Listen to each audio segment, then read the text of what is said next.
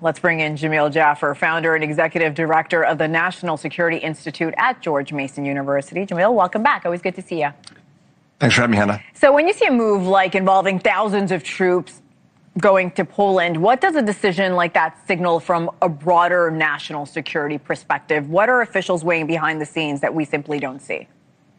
Well, there's been a lot of controversy about President Trump's views on NATO and about our commitment to Europe. And actually, I think in a lot of ways, this decision to send more troops and have more troops there in Poland actually sends a strong message about the U.S. commitment to NATO, the U.S. commitment to our allies in Europe, and the importance of having American troops there to defend not only our friends there, but really the cause of freedom and American interest there in the region. And so, there has been a lot of skepticism, a lot of unhappiness, I think, in Europe about President Trump's tough talk about NATO, and frankly, threats to withdraw troops from various parts of the region.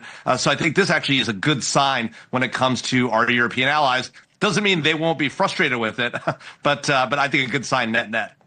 So let's switch gears here a bit, Jamil. Secretary Rubio visited Brussels this week for meetings with NATO allies. Like you mentioned, this is important for our allies to see. Here's a little bit of what he said.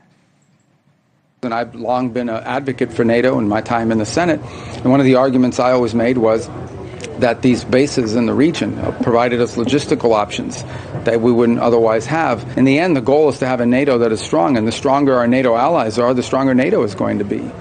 Now, this comes as President Trump has continued to raise questions about NATO's role and, of course, the U.S. commitment to the alliance. You alluded to that a moment ago. From a national security perspective, how important is it for our allies to have clarity about the U.S.'s long-term commitment? Well, look, there's no doubt that the U.S. does have a long-term commitment to NATO and to Europe, and it wouldn't work otherwise. The truth is that we can't face down China, Russia, Iran, North Korea, any of the threats that face us without the U.S. and Europe being united and being strong together. And so Secretary Rubio is exactly right. NATO is a critical part of the American alliance. Those bases in the region are important for us, not just for our allies in NATO. President Trump hopefully understands that, and I think Secretary Rubio is working on getting him there. There has been a back and forth, no doubt about this. Vice President Vance may have somewhat different views. So there's a discussion, a debate going on with the administration. It's a healthy debate. It actually ensures that our NATO allies also are committed to us and are doing the right thing to spend the amount of money for their own defense to help them defend themselves as well. So this is an important relationship. The NATO alliance is going nowhere. Congress has made that clear. The president is now doubling down on that with Poland.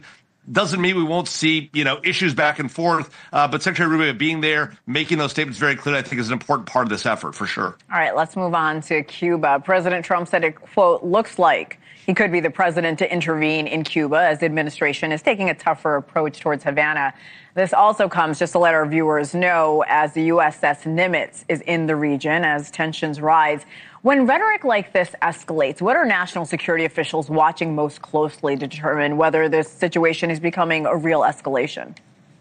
Well, look, I think what we're looking at is the president's behavior and discussion, right? You notice that he obviously didn't go to his son's wedding.